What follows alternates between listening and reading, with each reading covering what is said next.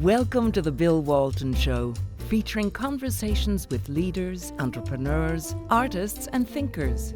Fresh perspectives on money, culture, politics, and human flourishing. Interesting people, interesting things. Welcome to the Bill Walton Show. I'm Bill Walton, and I'm continuing our conversation with John Mauldin, investment advisor extraordinaire and also a great thinker about markets and technologies and trends. And the last segment, we touched mainly on the financial markets and money, and came to some conclusions that we're pushing this about as far as we can without coming a cropper.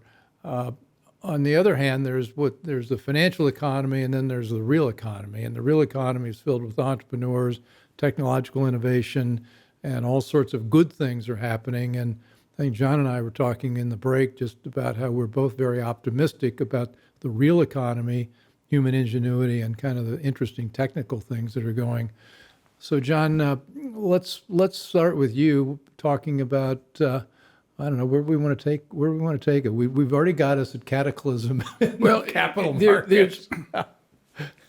It is a kind of this bifurcation, China wall down the middle of your brain, when you recognize that we're pushing the limits in the financial worlds, and as I said last week, I mean, I don't want to know what the limit is. I'd like us to pull back from the brink. I am not optimistic that we will. I write all the time that I am long humanity, in the sense of I am very optimistic about the future, and I think what the future is going to be for you and me, even at 72. Just so viewers will know,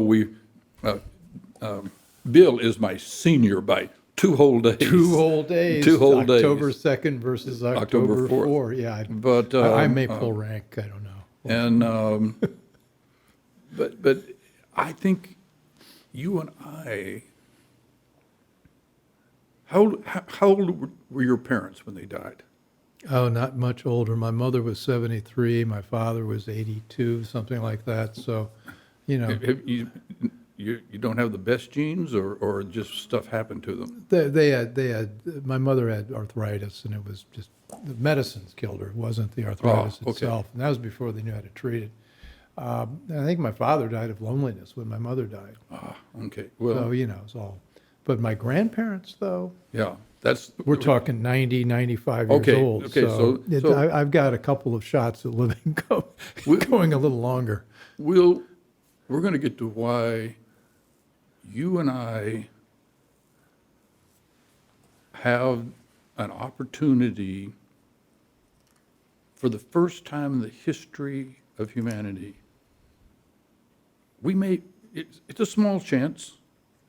Now, there's some viewers can't see the young lady sitting over to the side and, running the cameras and everything. There's a 95% chance they're going to be 150 years old. You and I, that's the way I think so too, yeah. But now we have to, is that good news? But there's an outside chance that you and I will see that. Yeah. We are at the cusp.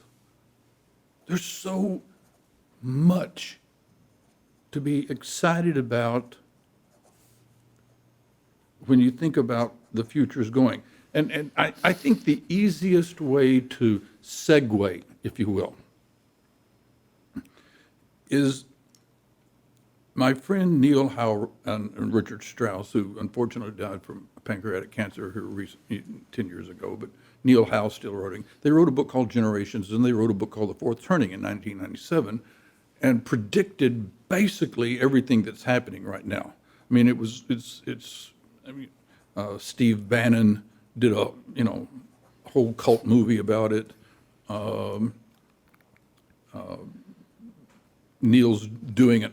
he's going into isolation here this week. This is why I don't get to see him this week. He's going into isolation to write a book. He's updating his Fourth Turning book.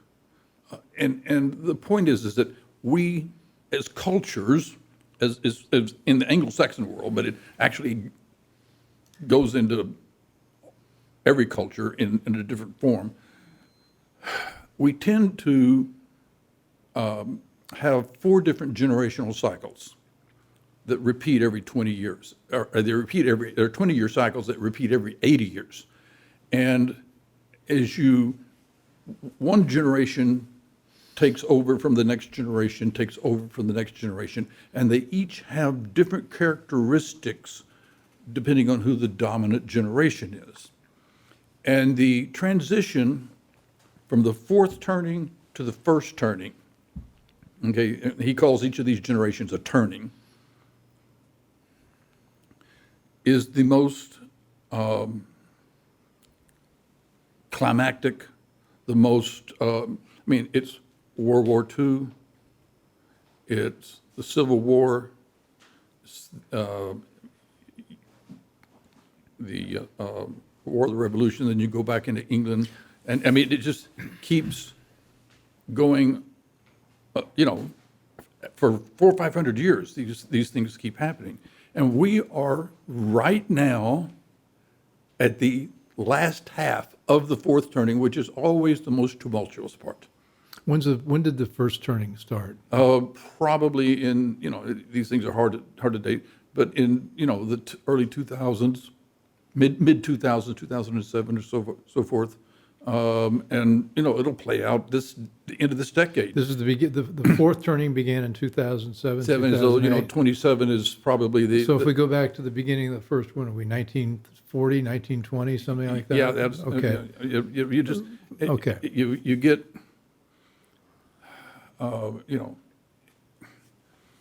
it's not an exact 80 year, but it's close enough for government work. But the point is that it's generally been shooting wars, but I don't think that it's going to be a shooting war this time. I think it's going to be a generational political clash, if you will. And we always come out of it. The generation that comes out of it, it becomes the silent generation. It becomes the generation, a period of greater chromity. And you never anticipate it because it's so hard to imagine how do we get there from here, but we do. That's the cool thing. We always get through. So I'm optimistic. We're going to get through. Now, it's going to be difficult. My job as an investment manager, as an economic thinker and writer, is to help my clients get through to the other side. What can you do? And there are things that we can do. Great companies are still going to be great companies on the other side of the Great Reset. Now they're going to have a different valuation. Okay, I don't know what that valuation is going to be, but they'll be there. Could we call the reset a financial reset? And because people ask me about, I heard this company goes into bankruptcy. Brooks Brothers is an example. Went into bankruptcy. Well, what that meant was their balance sheet was out of whack. They'd borrowed too much money, right, and they didn't have enough cash, and so they did a financial reorganization. But the stores were still there. The brand was still there. The people were still there. The people who were creating the new clothing, things like designers were still there. So the real economy, the real people, the real innovation didn't go away. Right, absolutely. So kind of the reset, we're talking about all this catastrophic stuff we know about the financial markets. And maybe it's the great reorganization. This is a chapter 11. Great chapter, Maybe not chapter 7, chapter 11. And because all the stuff doesn't go away. Yeah. And we're in what I consider to be the age of transformation. And I keep threatening to write this book. I ought to get off my lazy. We've only written 5 or 6. Well, you got another one. But here's why things are happening faster and faster and faster. You go all the way back to fire and the wheels and a few things and a few inventions. I mean, you get Newton's, saying we stand on the shoulders of giants. Well, yeah. And what you find out when you read Matt Ridley, and everybody should read everything Matt Ridley writes. The Rational Optimist. The Rational Optimist. The evolution of everything is absolutely important. How innovation happens, his latest book, you just must read. And Cato's got a group, too, that's focused on the innovation and the positive. Yes. Yeah. But as it turns out, something happens in the zeitgeist. And we credit one scientist or one person with a breakthrough, but there are 3 or 4 guys there that would have done it even if that guy hadn't been there. It happens.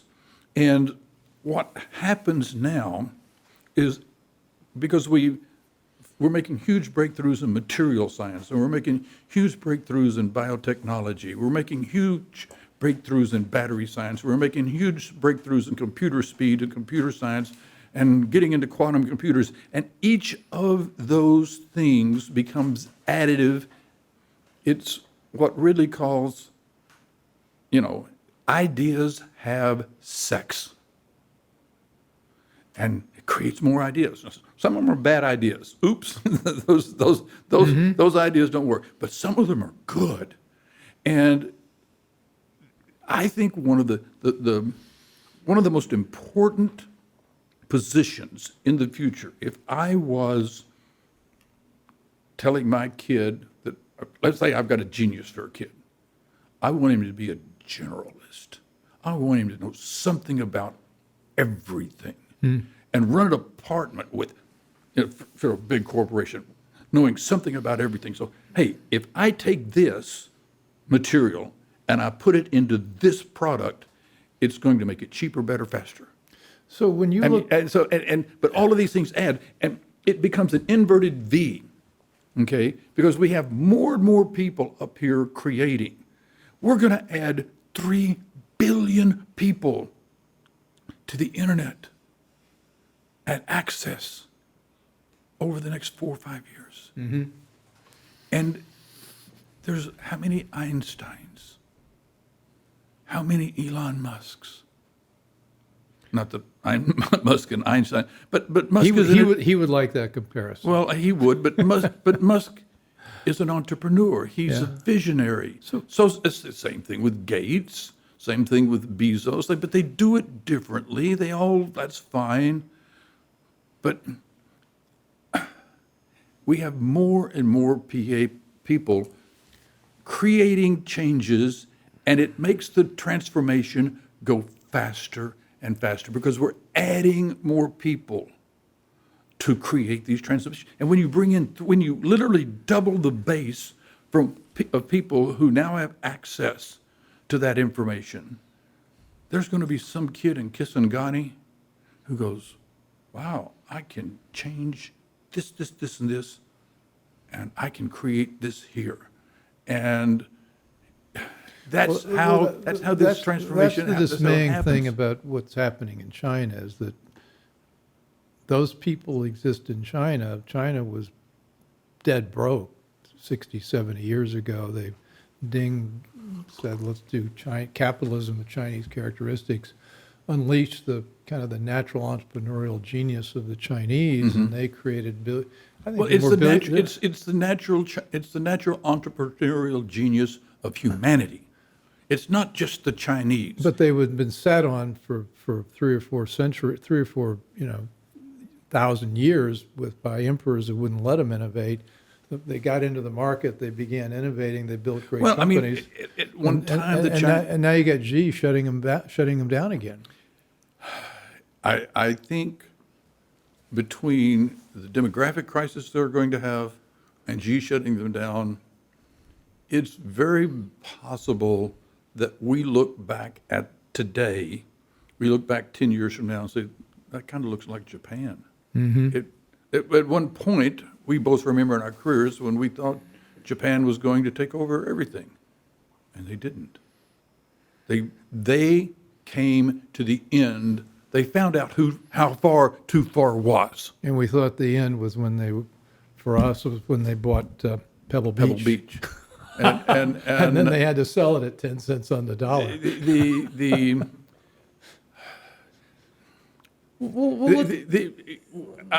I'm the most optimistic man in the room. I mean, for instance, there's a company that I'm working with now. They'll be going public here soon. But they can teach a seed to evolve. And they can do 1,000 years worth of evolution in a growing season. Is it public? Can we buy it? You'll be able to buy it in 2 or 3 months. Okay. Because at some point we got to talk about what's investable. Well, I mean, and this company will eventually, I think it's eventually going to change the way seeds are done everywhere, because you can make it, Europe has just said that it's non-GMO. This whole technology is non-GMO, but you can make it herbicide resistant, you can make it disease resistant, you can make it more productive. I mean, you can just keep, and you can stack all these traits on top of each other. Well, let me frame this in a way. And that's just one Let me try to tie it into market. your fourth turning concept. You're watching the Bill Walton Show. I'm here with John Mauldin. I got lost in deep thought trying to figure out. This is really exciting because instead of just the gloom in the financial markets, we get optimism in the technology markets. Productivity, technology, industries get created. We look at the 1920s. We had radio, television was there in the 20s. We had, lots of home appliances. We had the automobile kicking in. We had all sorts of innovation then, and then we've had cycles of innovation. And now, in the Kathy Wood or people like her, are beginning to identify industries. So instead of inflation happening, we might see deflation happening because there's all Technology sorts of is in of itself deflationary. And what are some of those industries that she and you are identifying now as, well, I think as the future? For me, and it's hard to pick a favorite, but I think this is going to be the decade of the biotechnological transformation. There's a very, very simple technologies, plasma replacement, and it's done, I don't know, I'm just pulling a number out of there, 100,000 times a year. It's it's done for specific diseases, specific syndromes. It's approved. It's not rocket science. Scientists out in California started studying it and going, wait a minute, we can make mice live longer and younger. It changes the age. And they started realizing when they change these cells, they're removing the old dead senescent cells. That's interesting. Okay.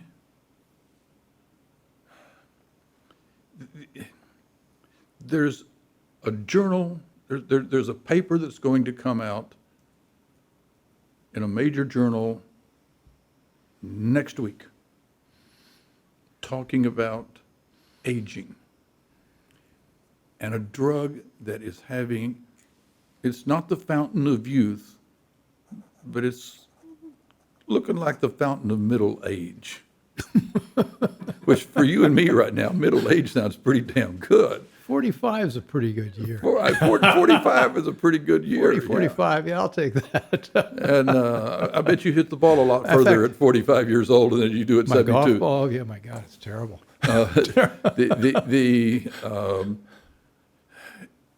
There are other, the plasma replacement I was talking about, that's not the fountain of youth, but it's the fountain of middle age. Yeah. There are, okay, I'm trying to figure out how to get into this gently.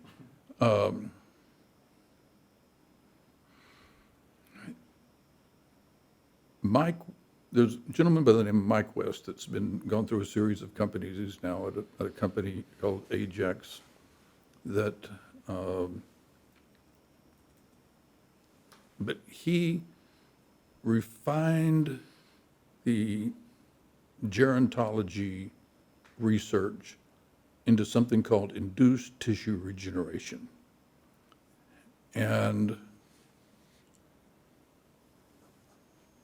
a number of other leading scientists, Sinclair at Harvard, Church, Harvard group at Turn, now Calico is coming out. It looks like they're chasing down that same path.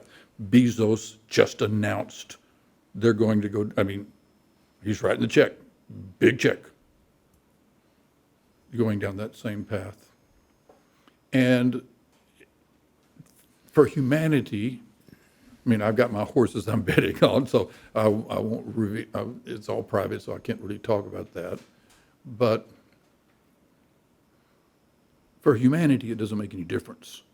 One of those horses, or maybe several of them, are going to hit the target at the finish line, because we are this close to being able to turn you and me, reverse you and me back to 2025 again.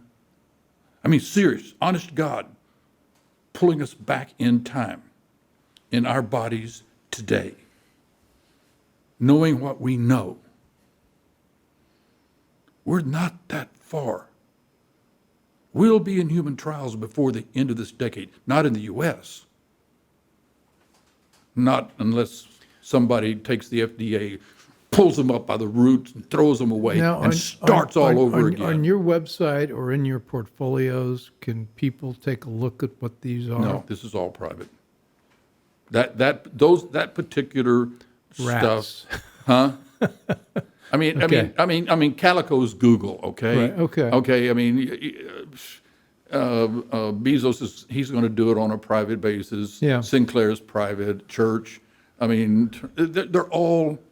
There's one public company that I think they're going down the wrong path, so I'm not going to mention their name. I think they're too far. I don't think they're, in my opinion, investable. So I don't want to bring them up. They're investable, but I don't think they're the way to go. But one of these, they're all pretty much focusing on this same pathway, and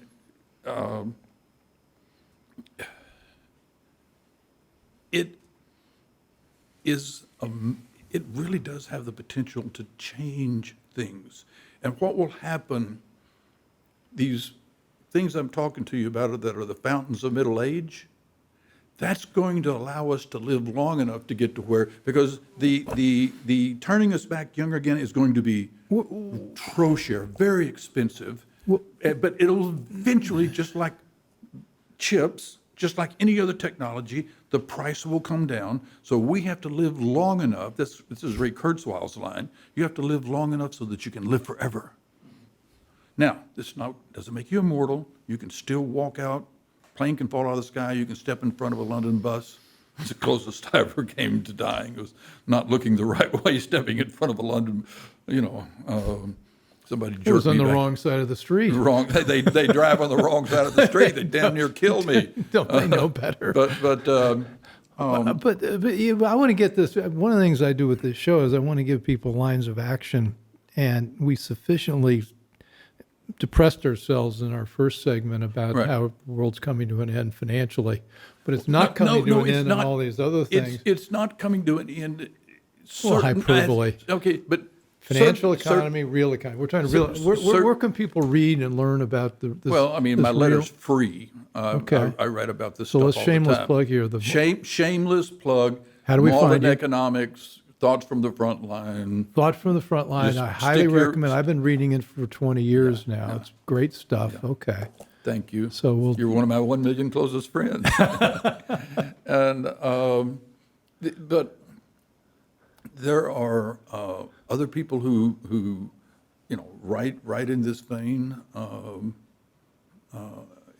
It's okay. So an entry point is Thoughts from the Front Line, because I know you've covered a lot of this, and you also have got this network of people that you refer people to. Yes. And so people can get into this world through that. And Yeah, Yeah, I mean, I sort of made a New Year's resolution in make July. my day job, if you will. I write newsletters, and we have our publishing business, and that's on the left side of my brain. On the right side of the brain is I have a Chinese wall, and there's a regulator wall there. The right side of my brain, I manage money. I refer people to money managers, and I refer people to things that aren't. I don't know if we got into this, but they're not buy and hold. I think a buy and hold philosophy is going to be devastating when the financial markets have upheaval. I mean, and people will say, well, it'll come back. And the answer is yes, it will. Have you got 20 years? I mean, I don't want to have to wait 20 years. You can get involved with trading strategies. You can get involved with private credit. You can get involved with some of the technology How much capital companies. do you need to be an get into accredited that game? investor, and to be an accredited investor, you have to have $1 million. Okay. To get into some of the private stuff. Now, if you have less than that, there are managers that we can find and ways that we can find to. And to their credit, the SEC is now putting out for comment the potential for an individual to be able to take a test, and if they pass the test, then they're an accredited investor. That's So, a great idea. I mean, it's well, From the some- SEC, you're kidding me. I haven't heard anything. I mean, it's, okay. Somebody comes out with a Harvard MBA. You made my day. He owes $100,000 of student debt, and he has $50,000 in his bank, and If he somehow, can pass a literacy test, if he can- Chesney knows he ought to be able to deploy his money. I mean, Yeah. I've testified to Congress about this. I mean, I think it's What a great idea. if you said blacks can't invest in this, or women can't invest, or gays can't invest, I mean, people would be just angry. But you say poor people can't invest, and because we have to protect them. I don't want to be love this. protected. I love this. Thank you. Okay, yeah. Okay. I mean, it's just it's kind of the last bit of acceptable government paternalism. And it just angers me that I have to look somebody in the eye and say, you're only worth $750,000. You've worked all your life, and you can't be a member of the club, sir. And I can't do anything for you except Absolutely. this and this and this. I can do things for you, but I can't do what I can if you could just make another $250,001. You know, well, I'm already 70. I'm trying to retire. I mean, it's just. It's maddening. I mean, the agricultural technology that I'm telling you about, I think in 10 years, I have to be careful. I cannot say what a multiple I think it will be, but it's going to be a multiple. I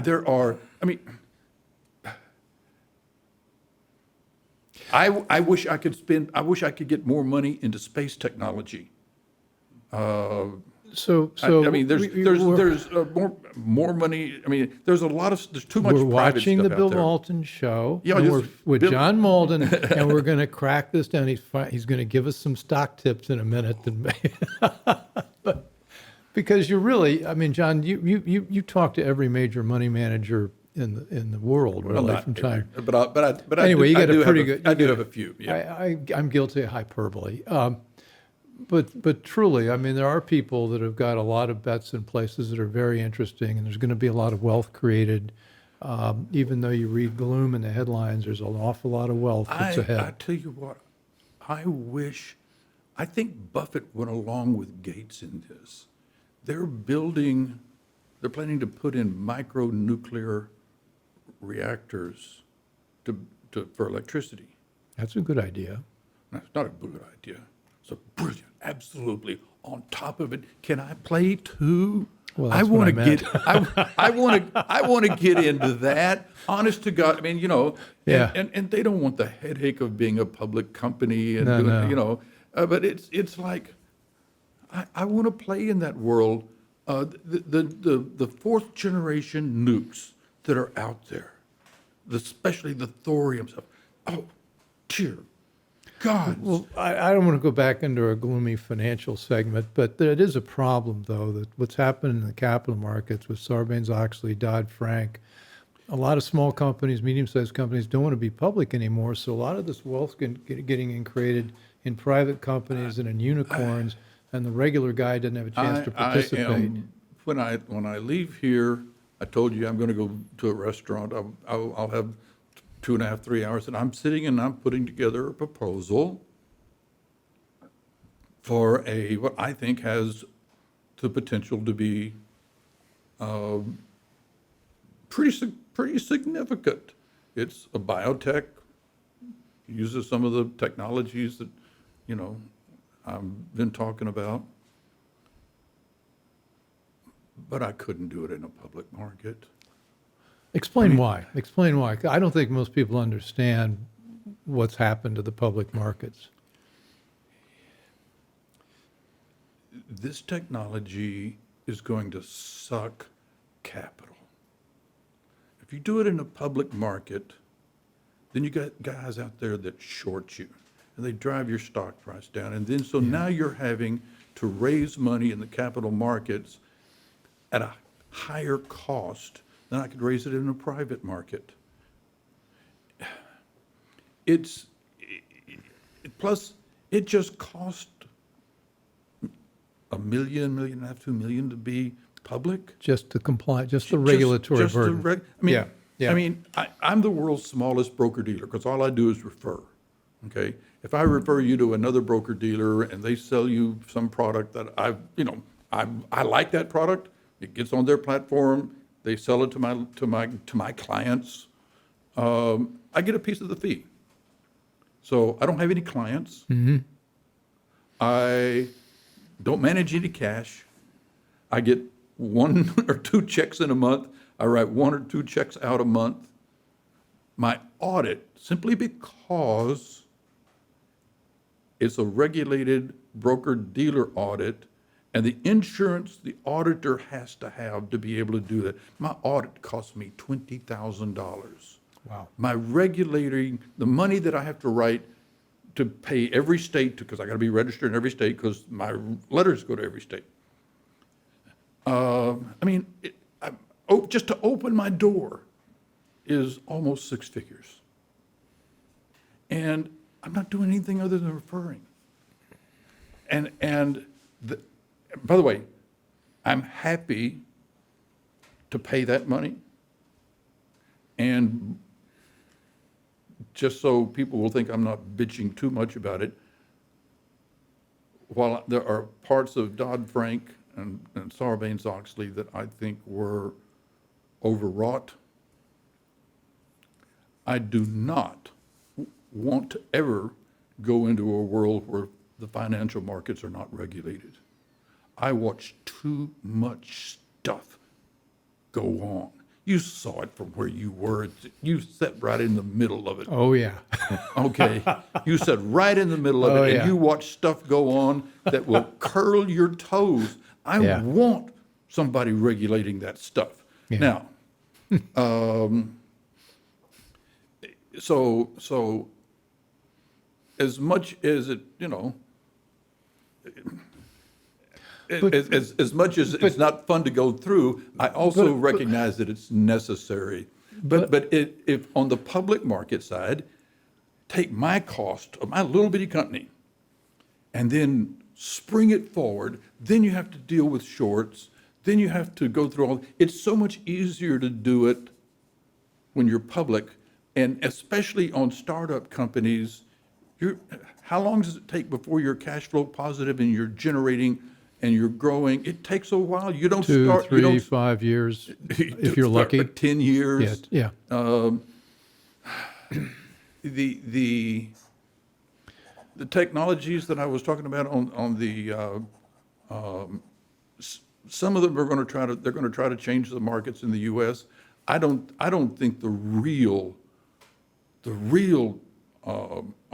breakthroughs are going to be done in the U.S. I think they'll be done by U.S. companies, hopefully U.S. companies, outside of the U.S. markets. Because of the regulatory climate? The FDA doesn't see aging as a disease. If aging is not a disease, then you can't have something that could cure it. Yeah.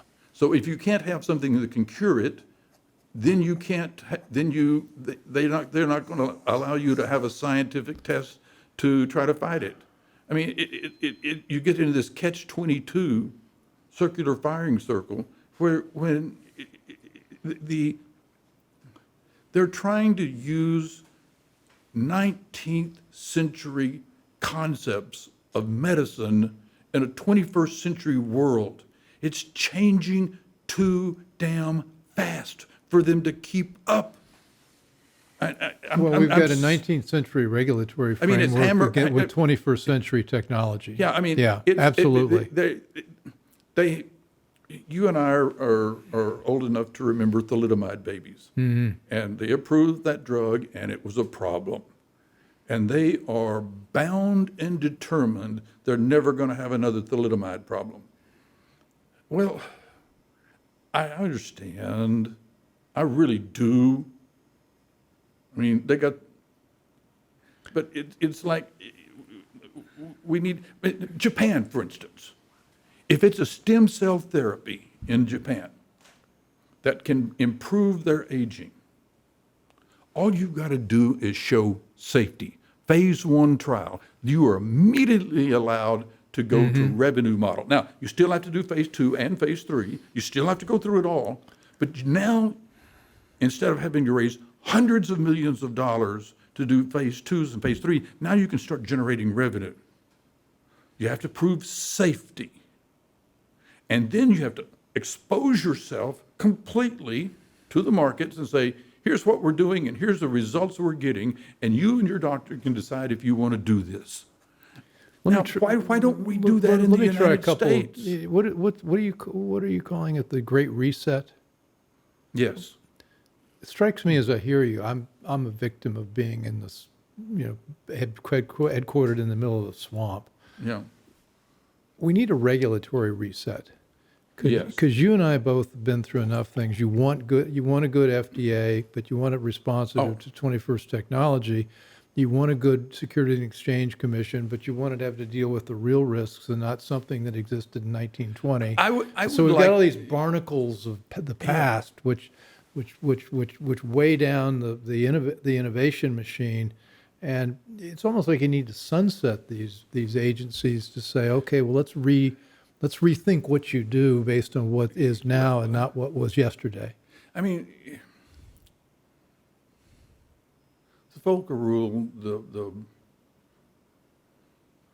Volcker rule, quickly explain. It's how much money, how much banks can trade of their own capital. Got it. Okay, I just wanted to make everybody clear about that. And it was part of Dodd-Frank. Well, what happened was the bond market, the ability of banks to make markets in the bond markets has diminished by 90%. Yes.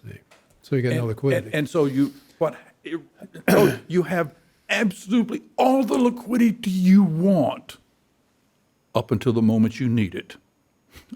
and then you don't have it. And we're going to Why, as a lender, you only want to lend money to people who don't need it. Right. I mean, and we're going to have a liquidity crisis in the bond market that is just going to, I mean, I just read a while ago, I mean, the 10-year auction just, boom, great 10-year auction, okay? People are, I mean, as low as our rates are, our 10-year bond is the highest paying of all the major yielding 10 years out there. Germany's negative. Germany's negative. Right. The 10-year Japan is 0.4. It's 4 basis points. I mean, at least it's not negative anymore. I think, Jerome, I don't think anybody at the FOMC wants Federal to open market, doesn't want to experiment with negative rates. I think they've looked at Europe and seen, no, that's not a good thing. It's really going to destroy your banks. We're not going to go there. I mean, I think the Federal Reserve has already made the policy mistake. I think they have kept rates too long. They've kept QE up too long. They should have been putting last December, January, they should have started dialing back QE. They've painted themselves into a corner. And when they try to get out of this corner, the longer they go, they're building that, what we call those fingers of instability. Mm-hmm. They're all through the market now. Now, when they try to bring that out, it's going to be like the little Dutch boy with his finger in the dike, except there's going to be 20 holes. Mm-hmm. I mean, it's not going to be the mother of all crises, but it's going to be a problem. Could be the mother of all crises. So what do we do as individuals? I mean, if you're a million people watching your newsletter people, okay, well you've convinced us we've got an incredible stack of a house of cards that's going to collapse, or sand hill that's going to collapse, or avalanche. How do you protect yourself so you can take advantage of the next opportunity? You want to be invested in companies that are going to be the other side of the reset. Pick the right companies.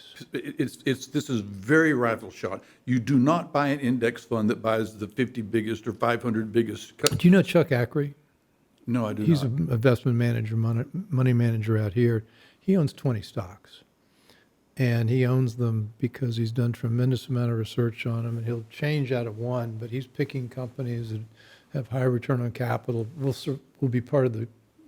be on the reset. He's picking great companies. So you pick great companies.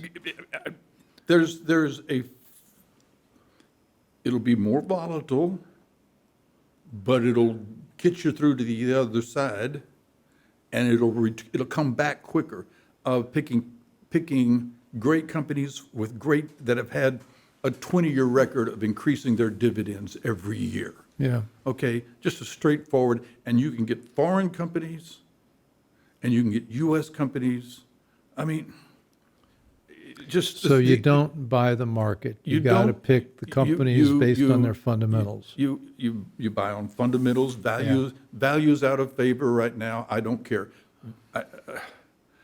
Who cares whether it's in favor? You care whether it works. Well, I care what works, but I want to make sure that I get to the other side, because I don't want to find out when it is that we get too far, because we look like we're trying to go too far. And I don't. So listen, is Johnson & Johnson, to pick a company that I'm not invested in, is Johnson & Johnson going to be there in 2035?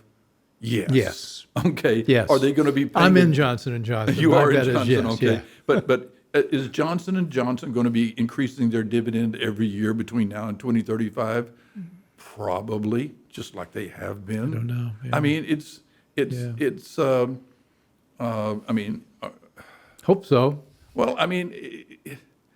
But let me say this. Let me say this a different way. What I used to say to my investors, they'd say, "Well, tell us about the economy." I said, "I really can't tell you about the economy. All I can tell you about are the 20 companies that we've got a stake in."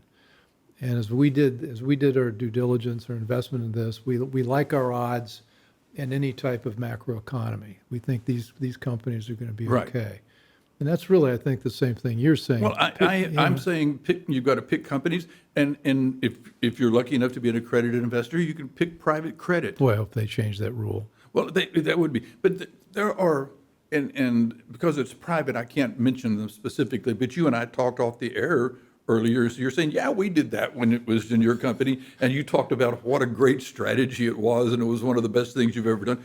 You can still do that today. It's in the private markets.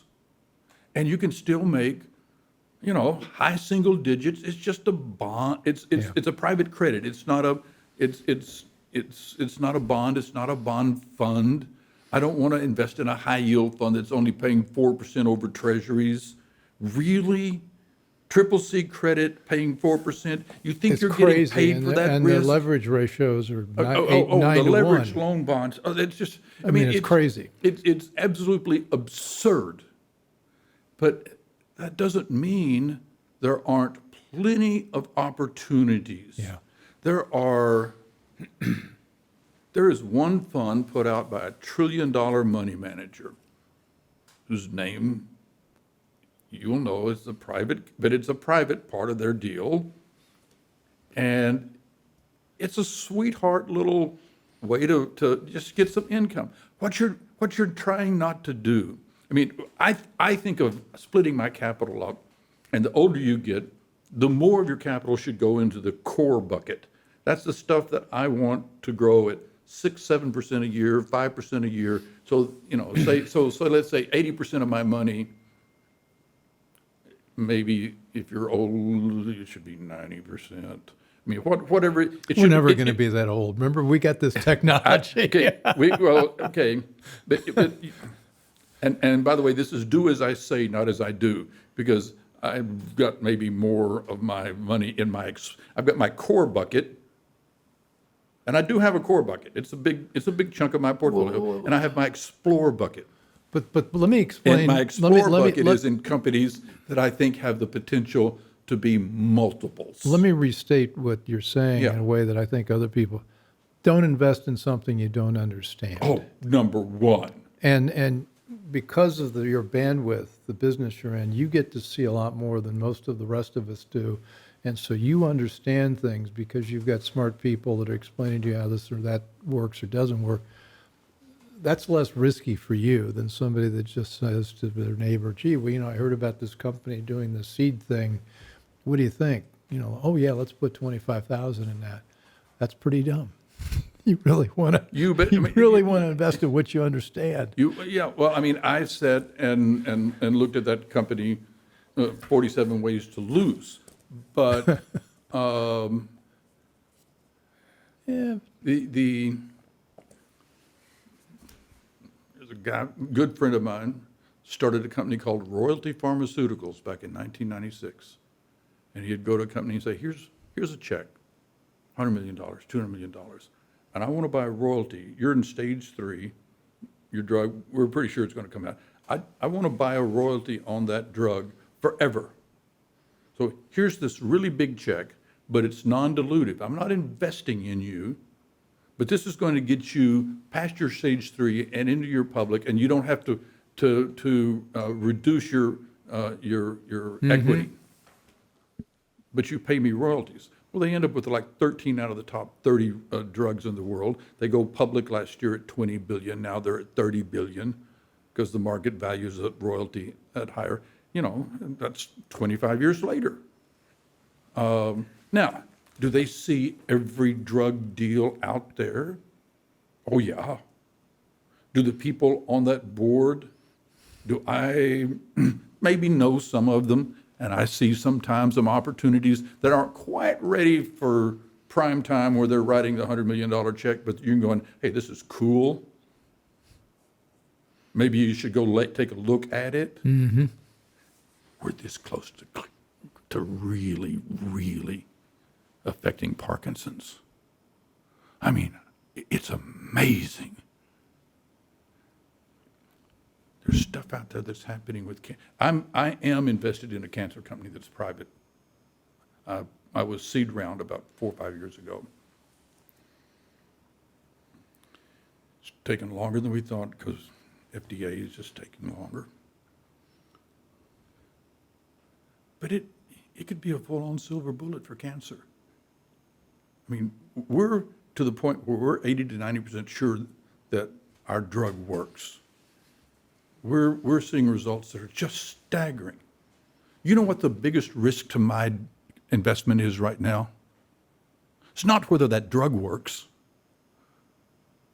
The biggest risk to my investment is the 10 other guys coming up on the outside that are going just as fast with their own cures that could be cheaper or better. Now, I want my horse to win because I would like to have my payday. But for humanity, That's a win. it doesn't make any difference who wins. Yeah. And that's what's exciting when I say I'm long humanity. Do you realize how fast computers are getting, how incredible artificial intelligence is becoming? By the way, I think I said nice things about Elon a while ago, and now I'll say I think Elon's stupid in his worrying about artificial intelligence and somehow Eclipsing taking us. over and eclipsing us. Nah. And I'll tell you why. The masters in the universe in Silicon Valley are obsessed with that right now. That's their thing. Here's what's going to happen, because it's already happening. We will have neural nets in our brains, connected by Wi-Fi to those artificial intelligences that will boost our capacity to think and activate. And when an artificial intelligence finally does wake up, he's going to meet 100 million humans that are already tired in, and we've had 1 million years of evolution to be the meanest son of a guns on the block. And we're going to look at the cute little artificial intelligence that, oh, he woke up, how cute. I mean, he won't have a chance. He's going to have to evolve for 1 million years. I mean, I mean, how do you take on? The world is going to be so cool. We get through this bump of the fourth turning, and we will, with all of the incredibly new technologies, with all of the, I don't know, you don't look like you have to worry about it, but I have to worry about gaining weight. I mean, I work out. I don't eat nearly as much as I used to. It won't be too many years. You can eat anything you want. when I'll go back to being 25, 30, and 35, and I can have a pint of ice cream at night. Okay. I mean, that's where we're going to. I hate to wrap this up. Oh, we're just getting started. We're just getting started. All right. Well, we gotta do this again. I'll come back to DC. This is gonna be next time you're in DC. Let's do this again. We just are beginning to get good. Can you get 2 people on this thing? Oh yeah. Well, I'll see if I can get Neil to come with us, Oh, or have him come. I'll bring some other technology guys. Bring your tech guys. I really want to dig into this. And You and I can do financial gloom as well as anybody. I've got the financial gloom down, but I get more animated and excited. I know. Yeah. When you think about how cool. I mean, I really do think I'm going to get to be young. I really do think I'm going to get to go to space. I really do think that the new technologies are going to allow us to do things that really will. I don't know what kind of science fiction books the guy over my shoulder you said he writes. Good ones. Good ones. But it really is going to be better than science fiction. Okay, that's a wrap. And we're gonna have this. We get one or two more guys here. We will. Now you were going to get my best line though, about it's not riding the tiger that's the problem. It's the dismount. We were going to talk about Federal Reserve. How do they dismount the tiger? But we'll talk about that next time. There we go. There we go. To be continued. Next Saturday at the local Bijou. The cavalry's coming over the hill, and we are the cavalry. There we John go. Mauldin, Bill Walton. You've been watching the Bill Walton Show, and we're available on YouTube and BillWaltonShow.com. And join us again, and join us with John Mauldin again, because we're just getting warmed up here. I hope you enjoyed the conversation. Want more? click the subscribe button or head over to thebillwaltonshow.com to choose from over 100 episodes. You can also learn more about our guest on our Interesting People page. And send us your comments. We read every one, and your thoughts help us guide the show. If it's easier for you to listen, check out our podcast page and subscribe there. In return, we'll keep you informed about what's true, what's right, and what's next. Thanks for joining.